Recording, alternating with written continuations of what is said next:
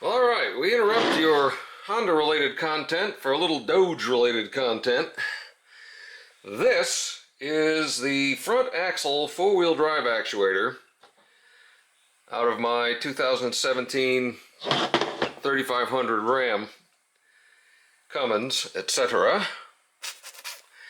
And this is the third one that has been replaced on that truck in 5 years and 36,000 miles.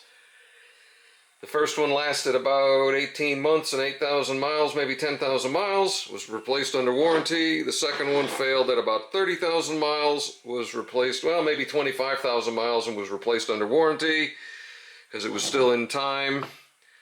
And now I'm out of warranty because I've had it for a while, even though I don't drive it much, and this one actually failed before 36,000 miles. So now it has its fourth one on it. I did not have this one warranted, even though I had an extended warranty that would have covered it, because I needed to do it quick for my trip to Oklahoma, when it, of course, died inopportunely, and I didn't have a chance to get it into the shop.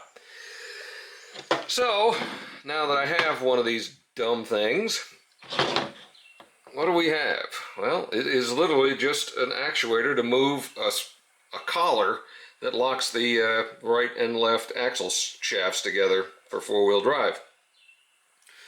It is supposed to be, I mean, this is in a unenergized park position, it's supposed to be up here, because when this thing is on the truck like this, if it pulls it towards me, that's disengaged, and when it pushes it the way it is now, that's engaged. But what happens is something in here fails and it just goes to engaged all the time, and it kills your four-wheel drive. I don't think it really does any significant damage because it won't allow you to latch in anything else, but it just breaks. And it is a cheesy plastic pile of garbage. It has got 3 rivets holding this end to this end. It looks like I may be able to get the actuator section apart. We'll take a look under there because it seems to have some clips and some silicone crap coming out of it. But this is nearly $500 for the part. It's like 400 and change easily. And it's like a 5-minute change, and then you add a little bit of oil for what drains out of it back to the diff. But this is a very expensive piece, and I've already gone through $2,000 worth of them in less than 40,000 miles. It's absolutely stupid. So I think what I'm going to try to do is see if I can figure out how to get this thing apart, and we're going to open it up and see if what the hell's breaking, and if once these rivets are pulled, can it be screwed back together and maybe fix something, because this is expensive, and I figure this is going to continue to fail every 10,000 miles or so, and it's ridiculous. I can't be the only one having this issue.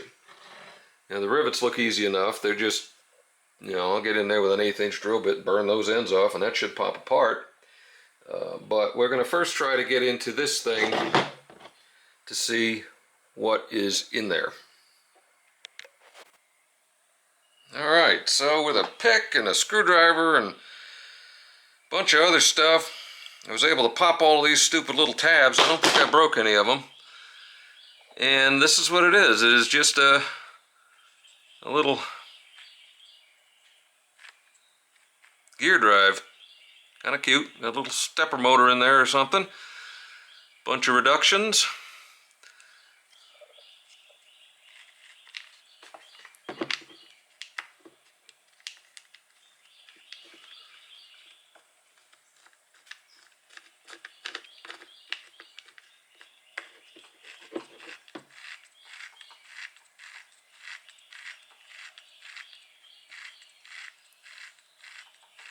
It appears it has something here that wipes on this thread right in here. This is moving based on the thread of that.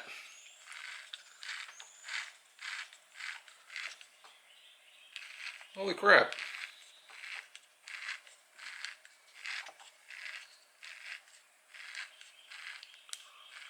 It's actually pulling it back to where it's supposed to be.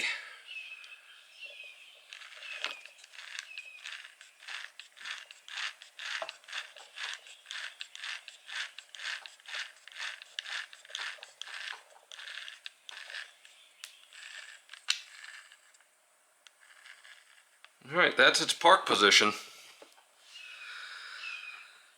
So that's interesting.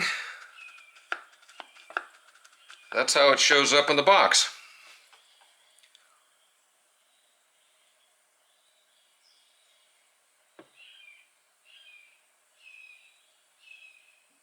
Interesting. I am wondering if all of this glop that's on the circuit board is causing it to short circuit or malfunction of some sort.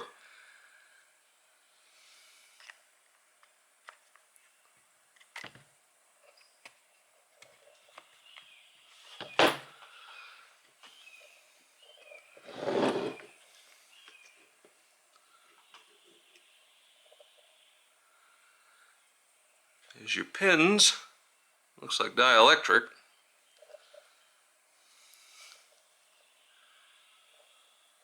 Yeah, it's got a little magnet on that. That's what tells it the position. Nothing in here seems to be broken.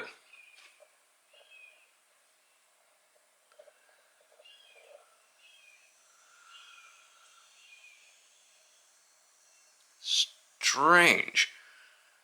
Really weird. The motor is just soldered onto the board. Not much holding that in. I wonder if I clean this up. Nope, that was supposed to be there.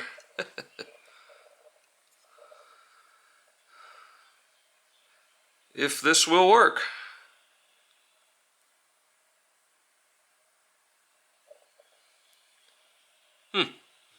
Interesting.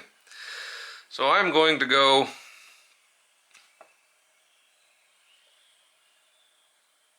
it's a little permanent magnet motor. I think it's brushless because I can hear it kind of clicking around the poles as I turn it. Yeah, I'm gonna go get some Q-tips. Clean that up. See if anything's smoked. But everything looks good. The gears are all perfectly fine. Could it just be this contamination causing the problem? We're going to find out.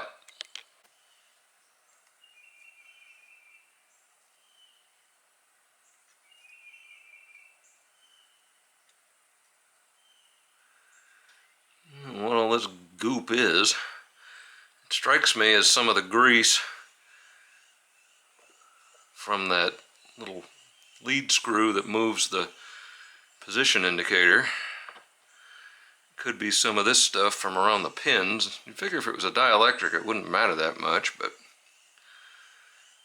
again, black and crappy is not really what I want to see on a circuit board.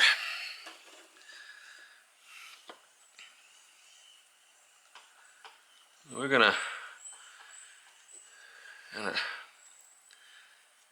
see what we can get off of here.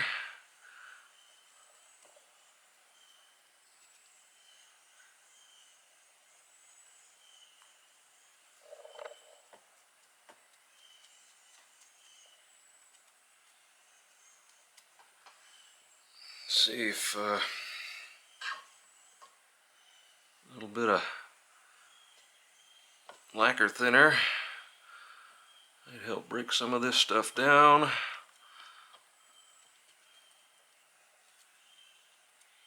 And again, this is already broken, so I can't break it anymore, but mechanically it looks good. I always figured it was a mechanical failure, but it does not seem to be. Because it always does the same thing. It gets, for whatever reason, it runs itself into the on position when it shouldn't.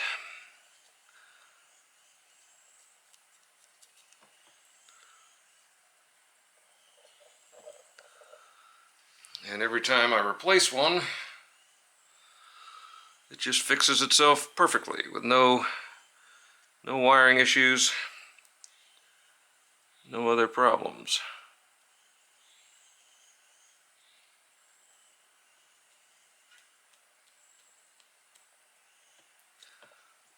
I don't know. We'll see. I'm going to keep cleaning. We'll be back once I think it looks better. Well, that's a little less cruddy than it was. A little less gloopy. Let's see if we can get it back into the unit. Yeah, that was easy enough.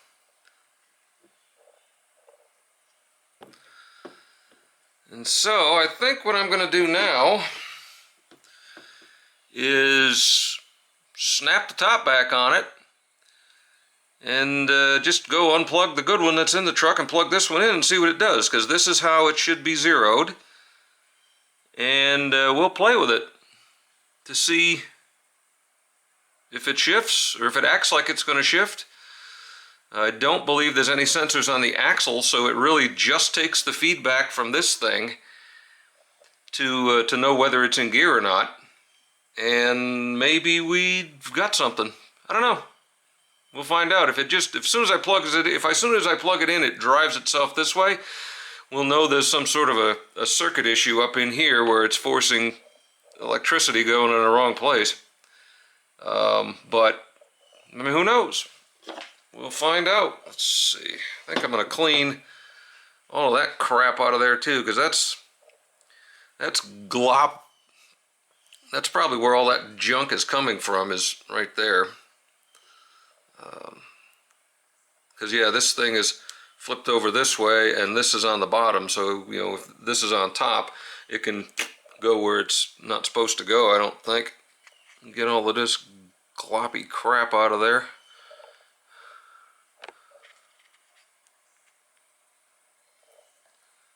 A bunch of it.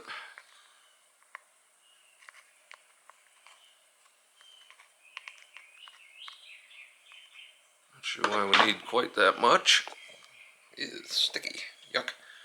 Get out of here. I've got 47 Q-tips clinging onto me now. Come on.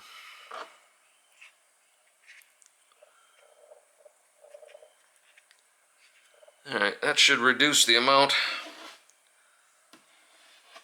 Yuck. That should reduce the amount that has the potential to get where it shouldn't go. I see some more up here. Get rid of that crap.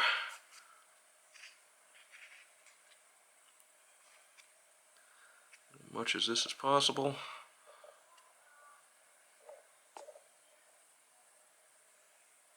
Okay. So, line up all the tabs.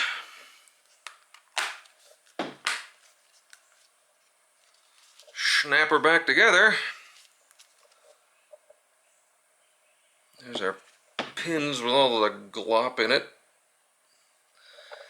And yeah, so we're gonna go fire the truck up, get it out, plug that in and see what happens. Alright, well I did just test this one, and this actuator is still functioning. It went into four-wheel drive appropriately. Didn't do anything silly. Let's see if we can get ourselves under here.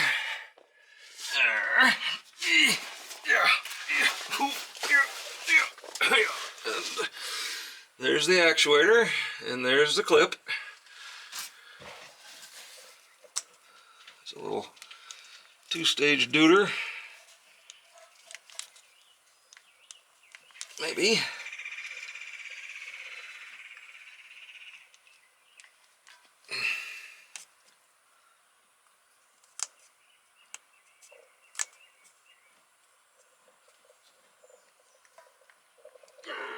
Looks like I gotta go get a little screwdriver. Back in a minute. Alright, so got it unclipped. It is plugged into the old one. I'm gonna go start the truck and let it sit for a second and see what it does, and then we're gonna put it in four-wheel drive and see what it does and see if it actually functions. I doubt it, but who knows?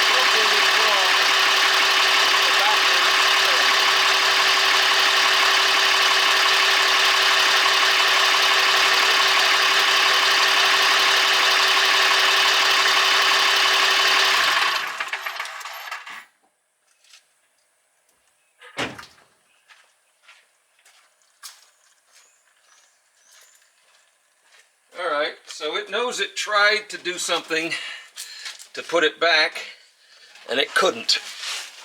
So there is either something wrong with that little servo motor. Yep, because it was unable to pull it back. So either that servo isn't going into reverse, or we got a bad connection somewhere. I'm going to look up the connections, what these things are, and see if there's a way I can bench test this thing and force it one way or the other, and then we'll see what we can do. But that seems to be the problem. You could see it moved it this way like it should, but now it won't screw it back, even though the gear train is good. So that's either the motor's not turning, which I couldn't hear. I'm going to check the video and see if the motor was turning. If the motor was turning, it should have been able to move. So, I don't know. We'll keep working. We'll see what we get. Alright, so we have 1, 2, 3, and 4 for the pins. 1 is a ground. 2 is the control.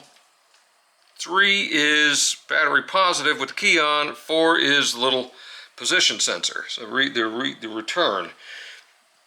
And I found that if you ground the control,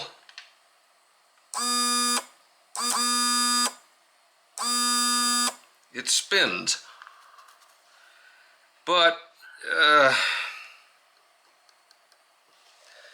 can't quite figure out what you have to do to make it spin in reverse.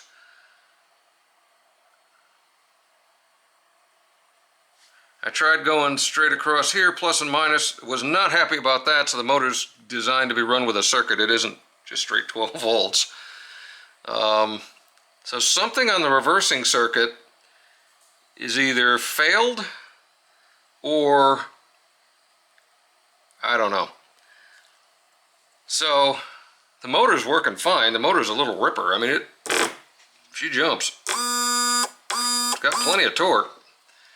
It's just not functioning in reverse. Now I played with it on the truck with a pin stuck in the back of the control, and it looks like it's got 10 volts on it all the time, and then it grounds when it moves, and then it stays at ground. So it could have something to do with the position circuit telling it what direction to go in.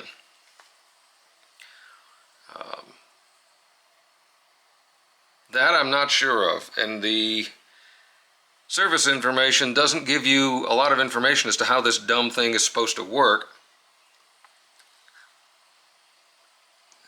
So I'm not 100% sure what's failed on this, whether it is, I don't think it's in here. It could be this little magnet, I guess. I guess I could take that off and slide it back and forth on this, but that won't matter because it needs to go back to the transmission control module to tell it what's going on for it to determine what the hell to do. I wouldn't think that that's making a switch on the board. We can play with it, certainly try. I mean, it ain't held on by much, that's for sure. Just kind of clips onto the threads.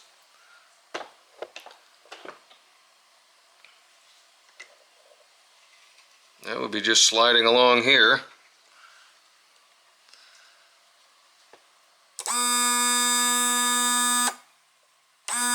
No way.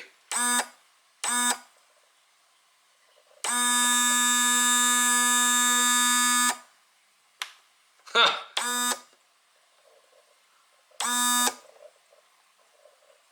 Look at that.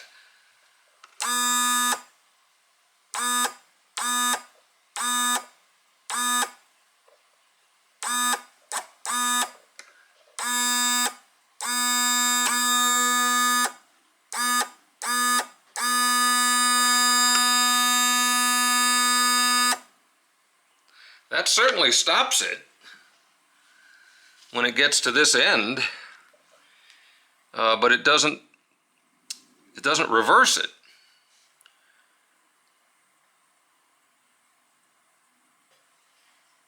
That's pretty wild.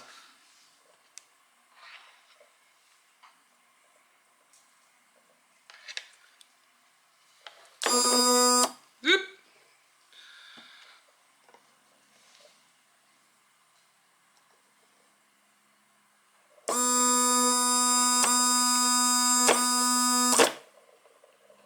Wait a minute.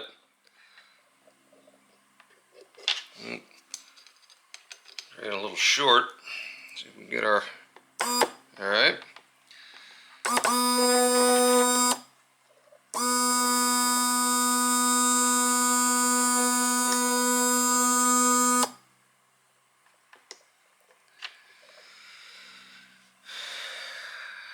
Super strange.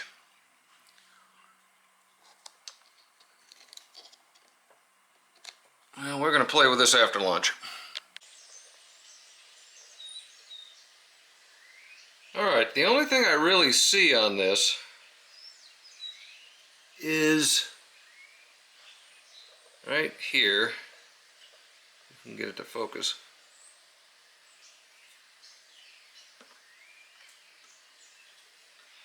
These two connections are for that copper thing that's on the back side, or on the other side. And this one looks really burned. And I don't get good continuity when I'm trying to test them one to the other on this side. I do on the other side. The other thing that doesn't look right is this doodad here. Come on, focus. This guy here, under serious magnification, it's crusty a little bit and kind of doesn't look terribly happy. So I think what I'm going to try to do is clean this off, because this one's okay. This one's not too bad. I'm going to try to clean this one off and maybe resolder it a little bit just to get a little bit better connection, just for grins. Otherwise, I really think there's something burned on this board. I don't know whether it was a function of that grease, but something is not allowing it to reverse. So we're going to play with that, and then we'll see where we end up. Probably nowhere. Alright, so even after fiddling around with that, it still has the same issue. It'll definitely go in forwards if you ground the control pin. I cannot figure out how to make it go in reverse. You know, the little stop does work. So here's what I can tell you about this stupid module. And if you're on somewhere you need four-wheel drive and this dumb thing fails, I think I got something for you. Give me 1 second to get it set back up. Alright, so if you're out somewhere and this thing is stuck in the on position, you know, the closed, the latched position, like this, and it will not return, and it's thrown the old service four-wheel drive light, and you need four-wheel drive to get out, what I believe you can do, just like I did with this when we tested it, pop this off, and run this gear, and see the little motion sensor moving. You can run this gear all the way back by hand.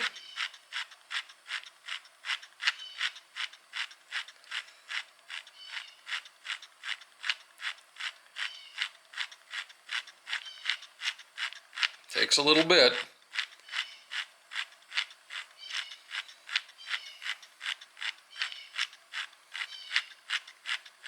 You don't even have to take it off. It'd be easier if you did, but you don't have to. Run this gear all the way back.